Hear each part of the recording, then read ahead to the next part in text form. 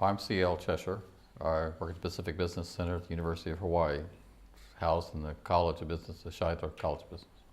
Prior to the tsunami, they were anticipating the cannery closure and consequently had been looking at alternatives to the cannery. As far as I could see, though, apart from a major investment in developing a call center, that they really hadn't come up with anything other than to look at expanding their local seafood industry, their fishing industry. Well, clearly the call center project was going to be a big one. They were looking at 5,000 or 6,000 people, and we had, the Pacific Business Center had been involved in doing a labor study for it. So we're very optimistic that that would be a very positive addition to the local economy. Well, it would take advantage of the fact that it's part of the U.S. People speak English, that they're very familiar with U.S. procedures and protocols. So all these things would make it very familiar and very comfortable for a market basically from the U.S. Well, there are all sorts of issues. First of all, you need to train people, so you have to have a training facility for them. And then, of course, there was a big investment in the cable, the fiber optic cable that would make it technically feasible. But those were the two big issues, and they were in the process of being addressed. There have been some things that have happened since it was proposed. The minimum wage issue, requiring American Samoa to pay the federal minimum wage, which was a huge increase of what they were currently paying, would have changed the economics of the standard or traditional call center. But there are a number of business services or contact center services that could be offered through the same format using the fiber optic cable. And we're also, since then, a group has come in who's interested in setting up telemedicine sites using the same infrastructure. Well, it does in a lot of ways. Anytime you add personnel costs like that, at the time, the average or the minimum wage at the canneries was around $3.65, and they were being asked to then ramp up to about $7.25 at a 50% increment each year. So that was going to add significantly to a payroll of about 2,000 people working about 2,000 hours. You can do the math, it's several $1 million. At the same time, there was already pressure within the industry to move to places like Thailand, where the labor was even much cheaper than it currently is in Samoa. So there was already a kind of a gravitational pull, if you will, towards cheaper labor before the minimum wage requirement. You just have to start with transportation if you want to do something. If you can't move the product to where you want to sell it, and the distances are huge, the cost of moving those things is huge. So it limits what you can deal with. You have to be dealing with a premium product with a real high margin, and there are not that many of them. And most of the transportation infrastructure is dedicated to passengers. You have a limited number of transporters to choose from. And if you're not putting it on a plane, you're putting it in a container. So that means you're talking about units of 30,000 pounds. So it's very difficult to find a match with the current transportation system. Well, it's the Pacific. And for American Samoa, its neighbor, politically, geographically, is 2,000 miles away in Hawaii. Or the other territory, Guam, is probably closer to 4,000 miles away. And then you've got LA, which is 4,800 miles away. So you're talking about huge distances. And you're talking about a very small place of Samoa. It's 65,000 people in the island, and probably fewer than that on Tutuila, the main island. So you're dealing with the biggest barriers with the fewest resources. Currently, you have to look at what's going on in Guam as the big project, not just for American Samoa, but for all of the islands in the Pacific. Billions of dollars are going to be spent there in a military buildup to accommodate about 20,000 Marines.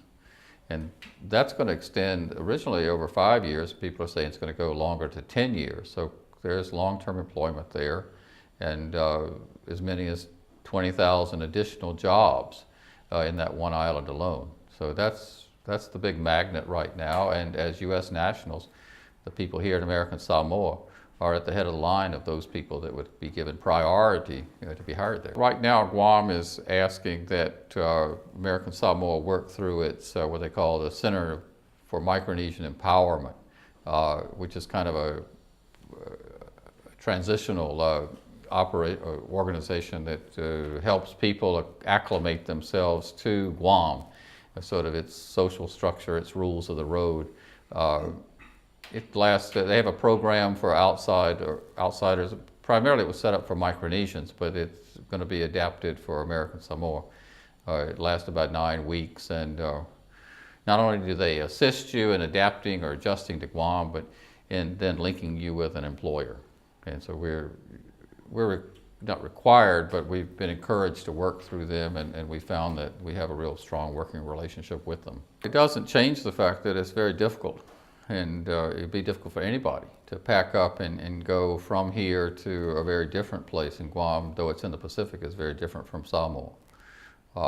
So it takes quite an intrepid, person to do that, and deal with all the difficulties of adjusting not just to a new place, but a new job, a new employer, a whole new environment. And then coming from a place where your family is so important to your daily life, to be separated from them, well, that creates some real challenges, and requires that a lot of thought be given to providing a substantial support network for the people that go. Fortunately, there's been quite a lot of experience with that. The Samoans worked in Guam in the late 80s on the hotels, and it was discovered the hard way that you better have some authority figures there in the community that can both remind people of where they're from and also help them, to reconnect to being Samoan and their home. That support network is really critical, and the military's found the same thing with Samoan recruits, that you need to have some of the Samoan community close to the base to support the recruits and help them to adjust to a very different environment. And part of our project, or the NEG project, has been to include a person working with the Center for Micronesian Empowerment to assist the Samoans who have gone, about 30 of them. Well, what I've seen in other places suggests that what you need to do here is to work with the existing entrepreneurs, the businesses that have been here for some time, over generations. That business development in the islands tends to be a kind of a spin-off process where you establish businesses, add new businesses. It's very difficult to start a business by itself. It's relatively easy to add something that complements what you're already doing. So business growth should, from my perspective, based on what I've seen, involve the existing businesses to help them identify the opportunities for adding services or identifying products that they could be producing for export, and helping them to link themselves with the market outside the island. Well, it's basically a sort of a matchmaker service. It'd be a kind of business development catalyst, be the bridge between the local expertise that is essential to doing anything here in American Samoa, both on the management side and access to resources, to the outside distribution system that is unfamiliar with Samoa and Samoa is unfamiliar with it. That a system that it'd be very difficult for somebody on the island to reproduce. And yet, as a university operation, we have information, we have access to the information that should make it very economical and efficient for those who want island products, to find those who can produce them and put them together, and then assist in that whole development of that relationship and the contracts that go with it. Well, I think you have to identify the pieces, the parts, the players, and lay them out and show everybody involved what the opportunity is and how accessible it is. the people who are making money here, they understand risk, and they're not going to go explore something on their own, especially in an area where they know very little. But they are under some pressure to find new sources of revenue, because any market that they do discover locally is quickly, divided up and saturated. I think that there has to be an effort on the other side too. Distributors who are looking for island products view it as a very expensive project, and consequently are not going voluntarily to go looking for these things. They're brought to them, and some of that cost is reduced of sort of doing the pioneer work, and they're very receptive, or can be. So there's a huge opportunity and need for somebody to provide that information for both sides. If you don't have that worked out, then you don't have anything. I mean, you really, and if you look historically at what's worked in the past, it was a ship looking for things. So you have to have your transportation in hand. And oftentimes your distribution partner will have access to those resources and can piggyback off of other things they're doing in a way that an island producer who's outside of that network wouldn't even know about. So I mean, there are lots of ways to move. Actually, there's a limited number of alternatives you have from the island, but here in American Samoa they have more than other places. Well, I don't want to oversimplify it, but it's to make both sides aware of the other and the opportunity that's presented, and also the problems that are there, and then to find out who's interested. I mean, there's a getting to know you process, and a sort of, can we work together?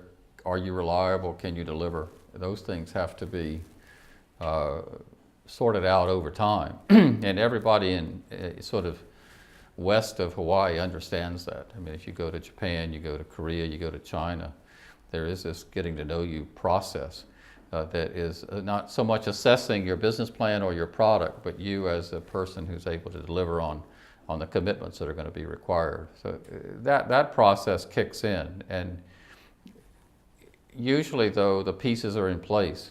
It's just simply a matter, are you going to be able to deliver on your end? If you don't have your transportation in place and sorted out up front, then you really don't have a project, because there's so many things that you can see that are valuable, but either because of their transportation requirements, there's no way you can make anything of it. So without transportation, you're just really dead. It starts with the fact that information has cost, and when you deal in extreme geographic, circumstances, small place, very remote, long ways from the market, those costs are magnified. So the role of broker is to reduce, if possible, eliminate those costs. As a broker, you have no stake in the project except its success. You're there to put information in the hands of a person. It'd be very expensive for them to get it themselves, and do likewise, for the producer and the distributor. It's up to them to decide, what its value is to them. But you've done the research in advance, and you can pretty much determine that it represents an opportunity for both sides, and then lay it in front of them, and at no cost to them. Now, there will be a cost as they get to know each other, but the more you've laid out, the more you can reduce the perception of risk. Well, we did go and talk to the employers in Guam, the construction employers, and their concern right now, I mean, their go-to market is the Philippines for skilled labor. They have immigration problems, and they would not have those problems with Samoan workers. They're familiar with Samoan workers. Their concern is making sure that they get Samoan workers who are reliable. They're going to make a major investment, regardless of how little, it seems like they spend, but once they employ a person, even an entry-level job, they begin to train them and acclimate them. And if that person doesn't stay, then that investment's lost.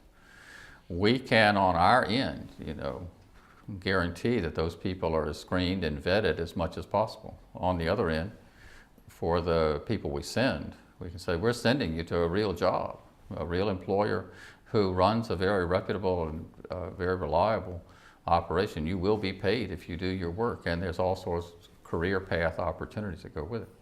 So we can lay those two scenarios in front of people who are looking for those kinds of benefits, and we can verify them to the extent that they need to be verified at no cost to either side.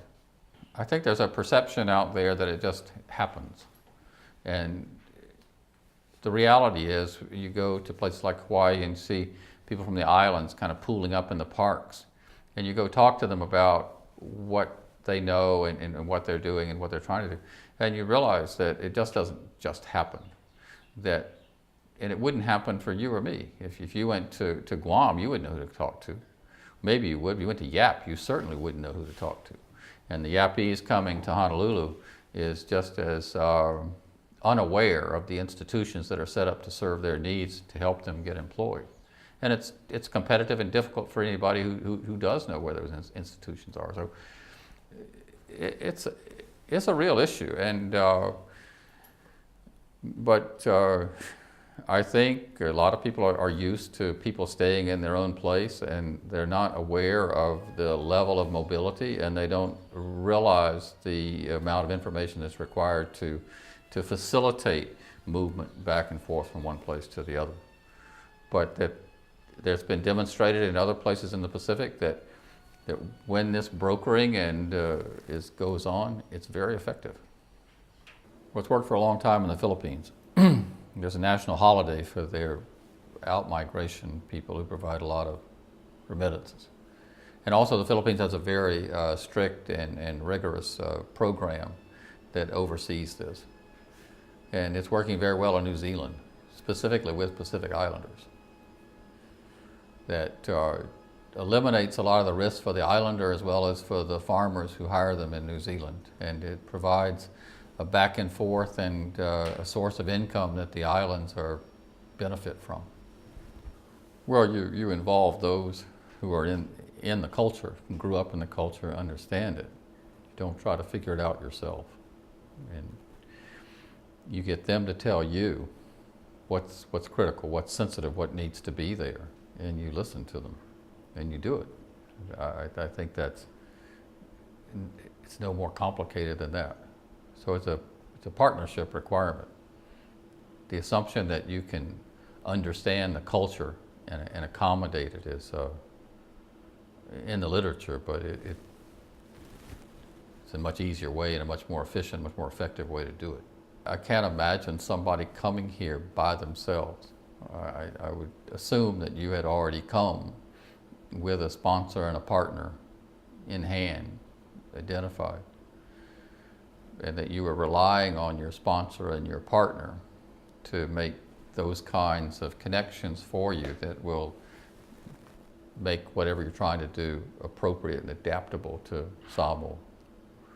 To try to figure it out on your own is very difficult and very inefficient and very expensive. Well, it's very clear. We're supposed to create job opportunities with real career paths for people who have been dislocated, by the tsunami. So we don't really have the mandate or the opportunity or the luxury of creating industries for them. We have to put them to work right now.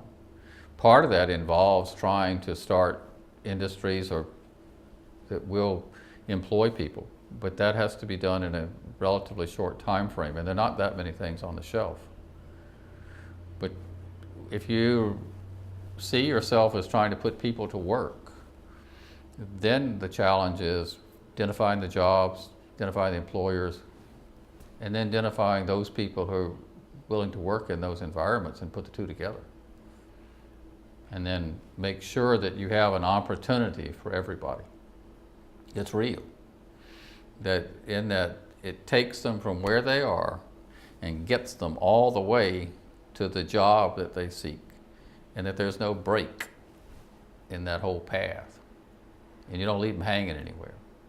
Now, some people are going to start with a vast array of academic ability and experience and resources, and they'll be snapped up. Others are going to have to start way, way back. But you have to have all of the programs, all the support, all the remedial infrastructure that's there that says as long as you're working towards this, it leads to something real. And that's the obligation, that's the requirement, and I think that's what we've done for everybody.